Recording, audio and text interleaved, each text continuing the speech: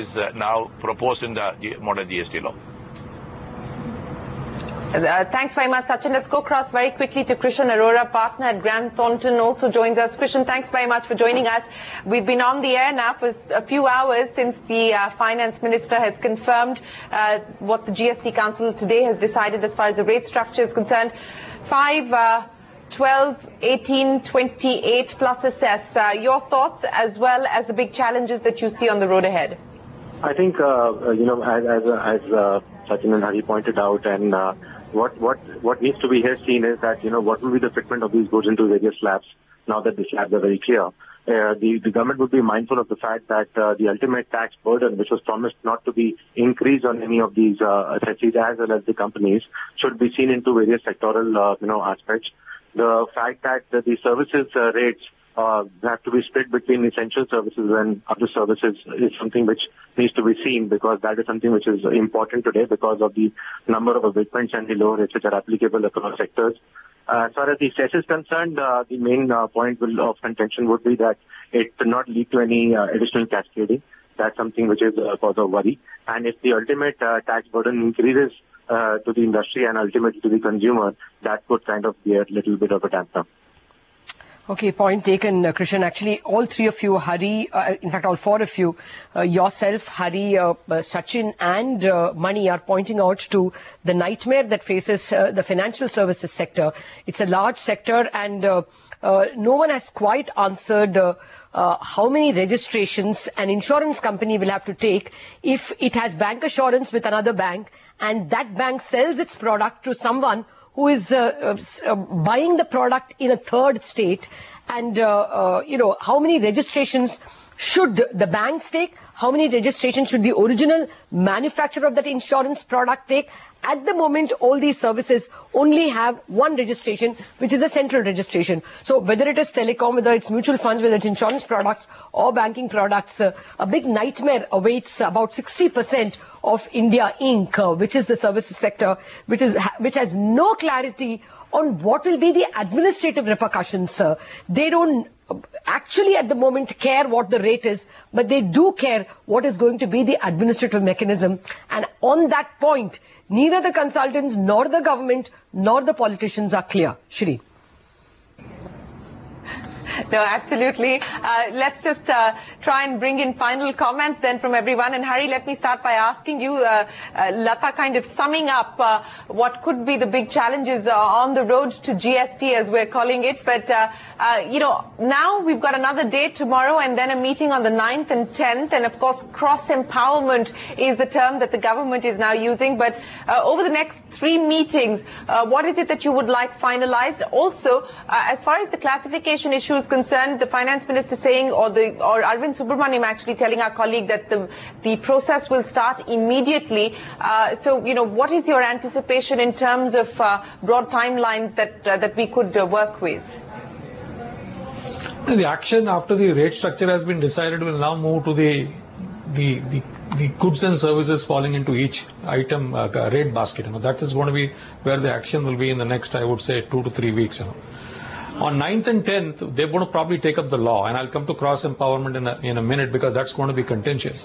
Now, even under the law, there are several areas that will require tweaks, whether it's valuation provisions, whether it's transition provisions, whether it's the fact of borderless movement, whether it's the fact of centralized registration for service industry, because without centralized registration, to just answer to what Lata said, probably all your insurance companies and banks would be probably in all states. So that could be the outcome, and that could lead to we are talking of ease of doing business in GST. It may be true for manufacturing. If services sector is not resolved in a centralized registration form, ease of doing business could be a completely different cup of tea for services.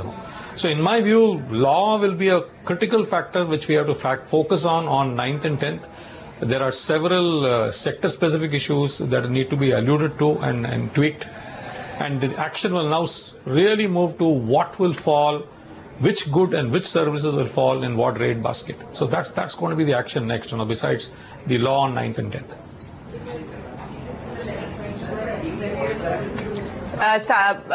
Sachin? Yeah, well, I think the basic principle was that whatever may be those goods which are attracting the current rate of taxes, which is excise and VAT put together, should be scaled down to the nearest rate, lowest rate, was the logic behind the discussion of what rate which item will fall.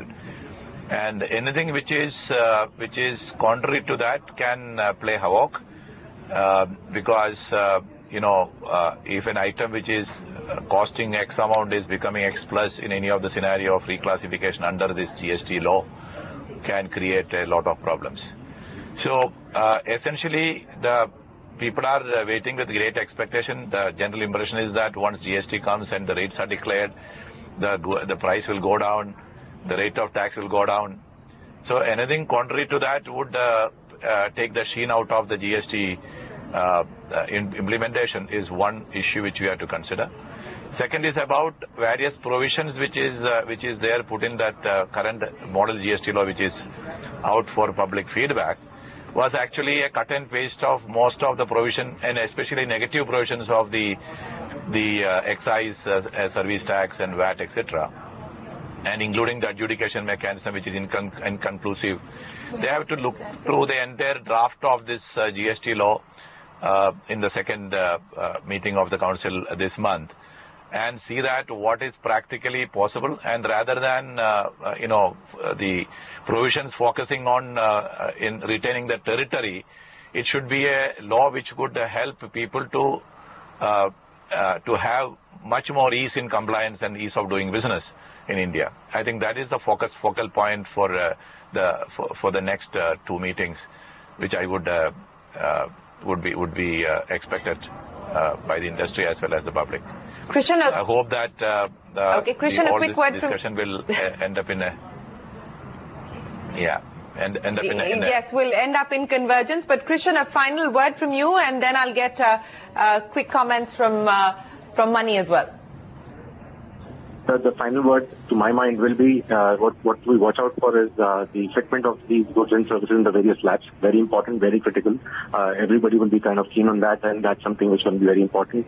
As far as the law is concerned, there are many and more representations which have gone. There is absolute clarity required in many provisions which have been discussed and talked about, especially related to the scope of supply, classification of goods and services, valuation and credits, and transition provisions. So all of these aspects need to be absolutely clear in terms of the determination of the taxability of various activities which people are doing. So that's something which is very important. I think once that law becomes final and that draft law will not come out for public comments, it is something which is expected that law will take care of all these things. So that is something which is expected and what to be watched out for in terms of how it will pan out for each of us. Okay. Mani? I would just say two specific, final comments. The first is the fact that while all of us are pretty upbeat that the rates have been decided today, there is a lot of work to be done.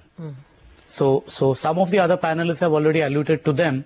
I would just say that in terms of ensuring that the rate classification is done properly, the legislation is done properly, we don't have too many shocks and surprises when we see in the legislation, keeping in mind the fact that the draft legislation as has been shared till now is more or less a replication of the existing pieces of the law taken from various places. Now, so one of the things that we need to keep in mind is that we still have some way ahead. So while all of us are pretty upbeat that we have made some progress, I don't think we should get exuberant about the fact that GST is some kind of a done deal and it's going to happen and it's certain to happen. We still have some way ahead. The other point that I would like to make is that the time that the government gives to business to prepare is going to be very critical for the GST to succeed. We have an example of Australia where the business was given 12 months to prepare. Malaysia, which went into GST last year, gave businesses 18 months to prepare after announcing the final law. So in India, we have businesses which are prepared to work even with a 3 months notice, but we need to give them time.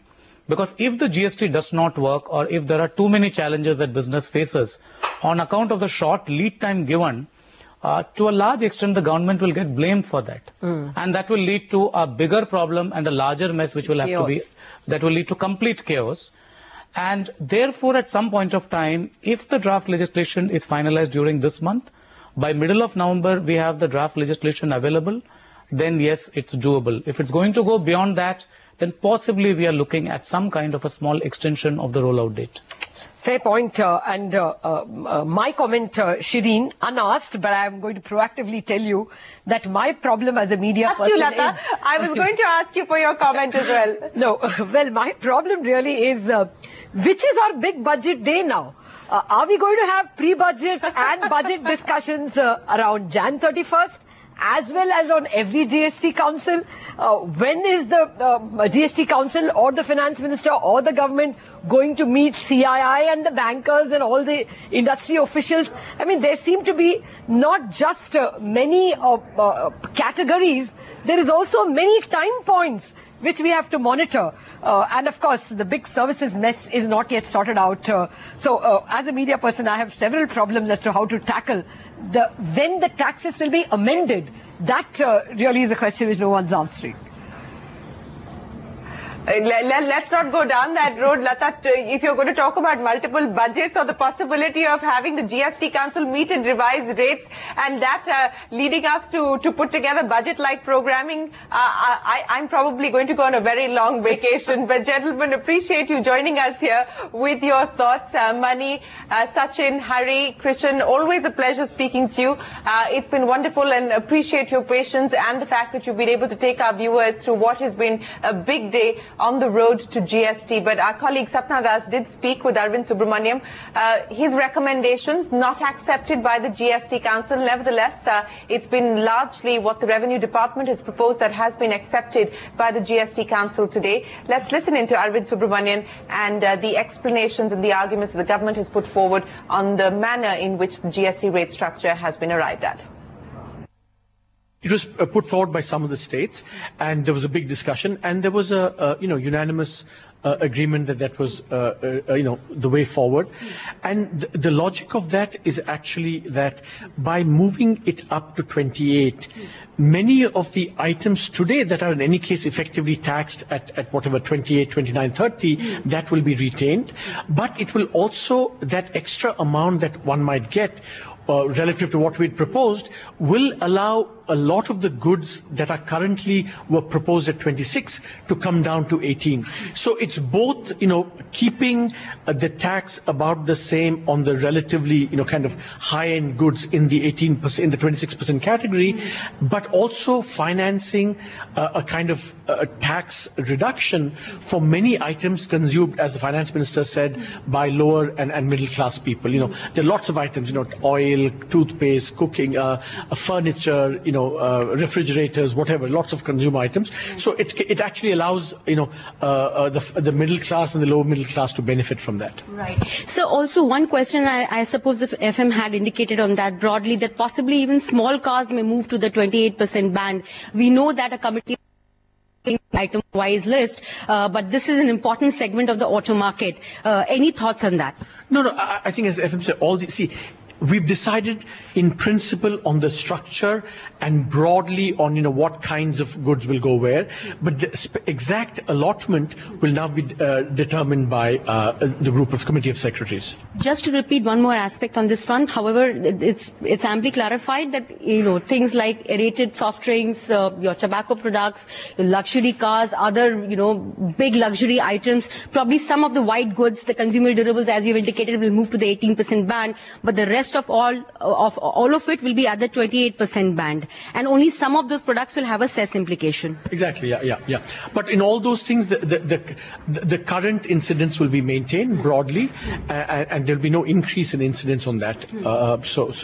That's the decision, yeah. Very quickly on the cess front also, sir, the way that you will do it is basically to match the current tax incidence, whatever is the differential will be the cess, right? So it will be different as per different commodities in the 28% plus bracket. But remember, those cesses are only on 4 commodities. So the differential will apply only to 4 commodities that today are taxed at those high rates, which is, aerated beverages, BMW, luxury cars, what's it called? I've said that aerated beverage, luxury cars, tobacco, and pan, And of course the clean energy cess as well, yeah. So the cess is on 5, but in case of the clean energy, it's not part of the 28. That's a separate thing. The additional cess is on 4 items. So just to reiterate, this would be tobacco, this would be aerated soft drinks, this would be luxury cars and pan masala. So this basically really take off the inflationary impact, because I think common consumers have really a lot to benefit, because in a sense your tax rates are coming down. So how are you saying that the rate structure is more or less revenue neutral? No, it's revenue neutral, but of course there are going to be efficiency gains which could finance some of the revenue. So to that extent it's going to reduce de facto in a reduced incidence on the consumer, absolutely, relative to today. But there is a possibility of some kind of a revenue gap in the first year of GST rollout. Any thoughts on that? How we plan to gear up on that? Or not really much of a concern? Yeah, at this stage, it's not a concern. Not a concern. Yeah. Moving on, sir, very quickly, last 2 questions. Sir, most of the services will be at the 18% rate. Some of the other essential services probably could be at a lower rate. Anything on that, sir? Because that is where the common consumer will really get hit. As the FM said, that will be decided by the Committee of Secretaries.